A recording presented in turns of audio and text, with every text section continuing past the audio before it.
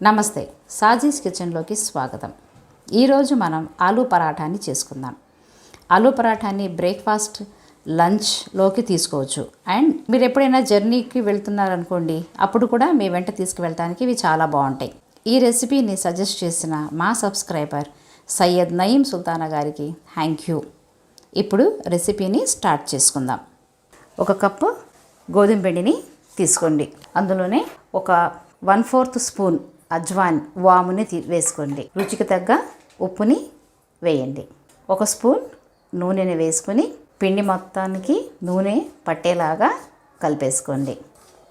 ఇప్పుడు కొద్దిగా వాటర్ పోసుకుంటూ గట్టి పిండిలాగా కలుపుకోండి. ఈ పిండి చపాతీ పిండి కన్నా కొంచెం గట్టిగా ఉండాలి.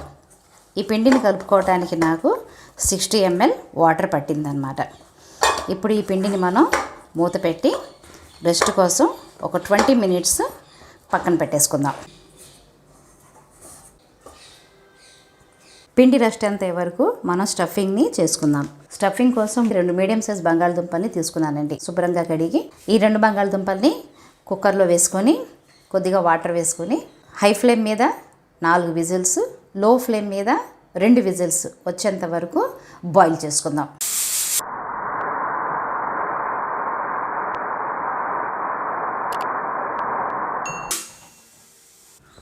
బాయిల్ ఆలుని 5 నిమిషాల పాటు చల్లారనివ్వండి.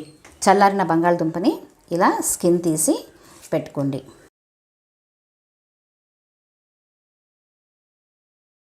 ఇలాగా రెండవ బంగాళదుంపను కూడా నేను తీసి పెట్టుకుంటాను. ఇలా స్కిన్ తీసిన బంగాళదుంపల్ని చేత్తోటి మ్యాష్ చేసేయండి. చేత్తో చేయండి, లేదా మ్యాషర్ ఉంటే మ్యాషర్తో చేయండి. మ్యాషర్ లేకపోతే పప్పు గుత్తి ఉంటుంది కదా, దాంతో సరే మెత్తగా దీన్ని మ్యాష్ చేసి పెట్టేసుకోండి.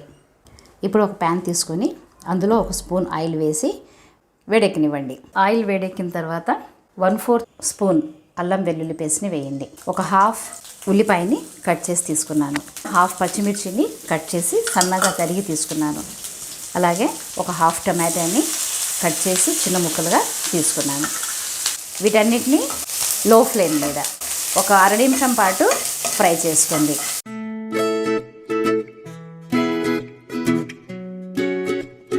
తర్వాత ఇందులోనే ఒక 1/4 స్పూన్ జీలకర్ర పొడి, హాఫ్ స్పూన్ ధనియాల పొడి, ఒక చిటికెడు గరం మసాలాని వేయండి. గరం మసాలా ఇక్కడ ఆప్షన్ అండి. అలాగే మనం తరిగి పెట్టుకున్న ఈ కొత్తిమీరని కూడా వేసేయండి. వీటన్నిటిని మళ్ళీ ఒకసారి ఈ మసాలాలన్నీ కలిసేలాగా కలిపి కొన్ని సెకండ్స్ పాటు వీటిని ఫ్రై అవ్వనివ్వండి. 1/4 స్పూన్ రెడ్ చిల్లీ పౌడర్ని కూడా వేయండి. అలాగే రుచికి తగ్గ ఉప్పుని కూడా వేసుకోండి. వీటన్నిటిని కలుపుకొని మనం క్రష్ చేసి పెట్టుకున్న బంగాళదుంపల్ని కూడా ఇందులో వేసేసుకోండి.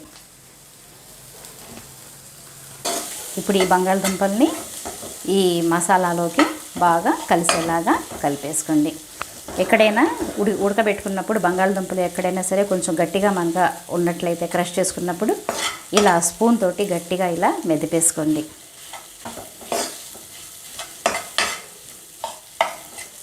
ఇలా మెదిపేసుకొని ఒక 1/2 నిమిషం పాటు వీటన్నిటిని ఫ్రై అవ్వనివ్వండి.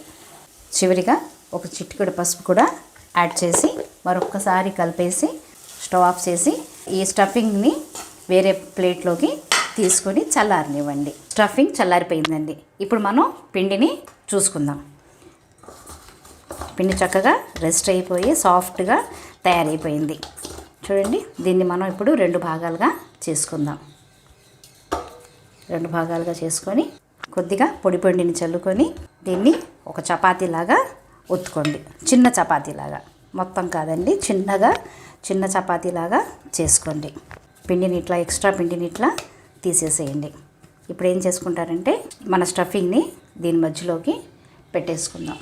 ఇలా స్టఫింగ్ని పెట్టుకున్న తర్వాత ఈ స్టఫింగ్ని పిండితోటి కవర్ చేసేయండి. కవర్ చేసేసుకొని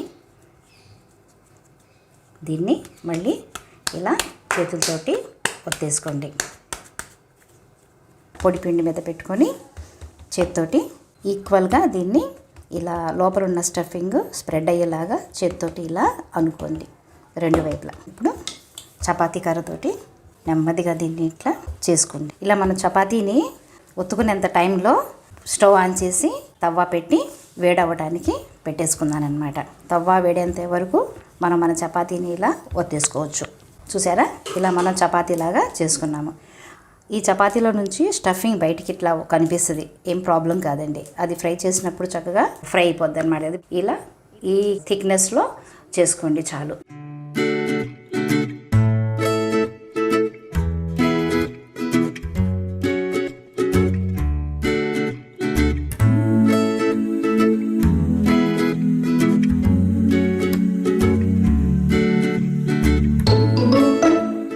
పొడి పిండి చల్లుకుంటూ ఇలా చపాతీలాగా ఒత్తేసుకోండి. ఇలా కర్రీ అప్పుడప్పుడు ఇలా పగిలి బయటకు వస్తుంది, వచ్చినా ఏం పర్వాలేదండి, లోపలికి ఇలా నెట్టేసేయండి.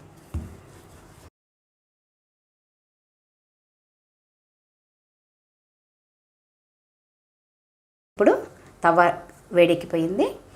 ఈ చపాతీని తవ్వ మీద వేసేసుకుందాం. లో టు మీడియం ఫ్లేమ్ మీద దీన్ని కాల్చుకోండి. ఇలా చపాతీ కాల్చుకుంటున్నప్పుడు మీరు ఆయిల్తో తినాలి అనుకున్నప్పుడు ఆయిల్ వేసుకోండి.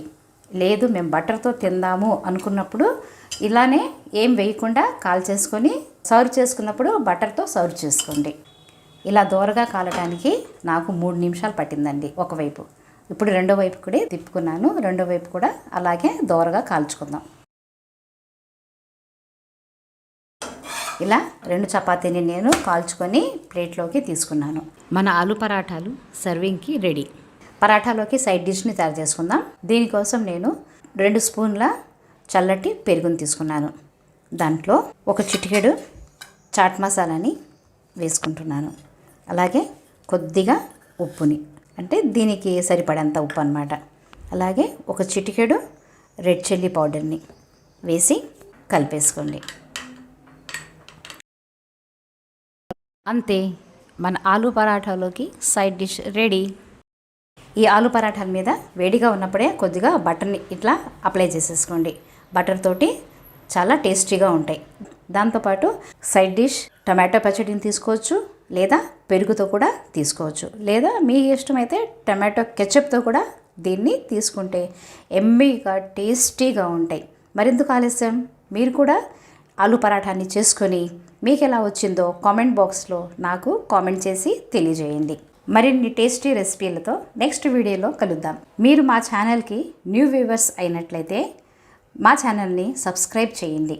పక్కనే ఉన్న బెల్ ఐకాన్ని క్లిక్ చేసి కొత్త కొత్త రెసిపీలని వెంటనే చూసేయండి.